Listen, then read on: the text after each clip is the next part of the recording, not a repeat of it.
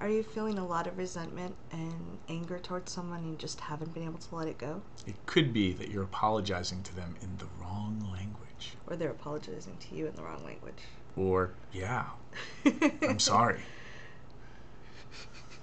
I'm Cathy Bartilli from theintimacydojo.com. And I'm Reid from readaboutsex.com. And we're talking about languages of apology today. A really great book by Chapman and Jennifer Thomas. And it made a huge difference to me to hear about it. How? I kind of was brought up, you say you were sorry, and that was it. Mm-hmm. But that doesn't always work. Someone can say they're sorry and go out and do it again, or it just doesn't land, and I've seen people hold on to resentments and bring them up year after year after year, and it becomes a big part of the relationship. Every time they have a fight, do you remember what you did 5 years ago? What? I apologized for that 5 years ago. Yeah, but you're always still wrong because the other person hasn't really received the apology. The apology didn't land for them. So if you're in a situation where there's a lot of old resentment or lack of trust on either side, it could be that you don't feel like the person's trustworthy, and you know them. It's not like they're a stranger. What could be happening is that there was some sort of rift in the relationship, some sort of mistake or egregious error, trespassing in the relationship where whoever it wasn't able to apologize in a way where the other person could hear it as an apology and forgive them.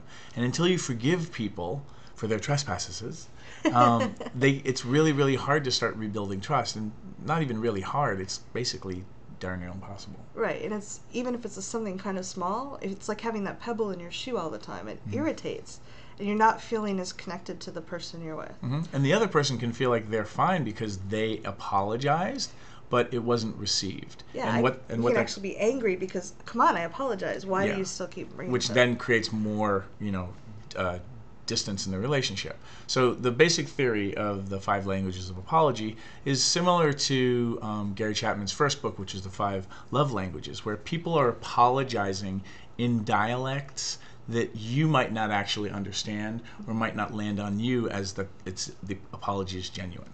Yes. So the first thing you can do, kind of what we were taught in kindergarten, is just say, I'm sorry. Yep, that's the first love language, expressing regret. The second love language is accepting responsibility. What I did was wrong.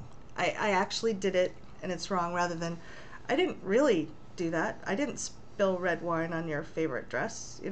A lot of people are so uncomfortable with doing something wrong, they won't actually just say, yeah, I did it, and I'm really sorry. The third language is making restitution. This happens to be my language of apology. For receiving apology is for me to actually think that you gave a crap and are actually trying to right the wrong. I need you to restore or make good on whatever the promise was or the thing that happened. Yeah. You can request forgiveness, which is a big deal for people. Just asking someone to forgive you can make them feel really heard. It gives them a sense of power too. So when something bad happens, you often feel powerless. So asking them to forgive you gives them a sense of power and a choice about it. Yeah, they can forgive you or not forgive you. So it's a way of restoring power if that's important to them, or a sense of justice.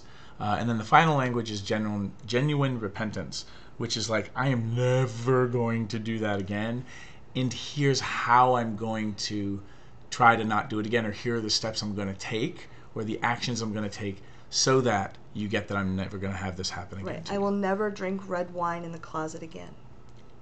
Oh, is that how it got on my shirt? Sorry. I'm a kind of, act of repentance, restitution kind of guy. I'll buy you another shirt. Yeah, now we're talking. Or you'll go get it cleaned. Yes. And one of the really cool things is there's not a lot of steps, so you can hit all 5 of them if you want, or you can find out what your partner, your coworker, your child's language is, and make sure to hit that. And learn your own, so you can coach other people. If someone says they're sorry and you're a restitution person, you can say, that's great, buy me a new shirt. Yeah. The good thing about the love languages is once you get the handle on them and get to know them, you can actually kind of practice saying you're sorry and apologizing in all the languages at once, or hitting as many as you can if you're apologizing to somebody for whom you don't know their love language. Somebody at work that you don't know so well yet, or a new person in your class. Languages of apology aren't just for romantic relationships. Yes. They're not just for husbands and wives and things like that. The other thing to know about this book is Gary Chapman runs a church down in North Carolina, I think. So there's a lot of God references and a little bit of religious flavor to the book. So for those of you out there who are totally that's turned you off completely, I would still recommend the book and just kind of overlook that stuff. And for those of you who love that kind of stuff, this book is going to be totally great.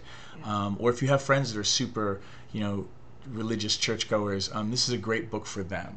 And we do totally recommend to our coaching clients, or at least I do to mine, that you read the 5 love languages and the 5 languages of apology. It makes such a difference. Yeah, it's really, really simple, really great content, and good luck with that. Let us know what your language of apology is. And test it out. Let us know how it works. Leave comments below. Bye.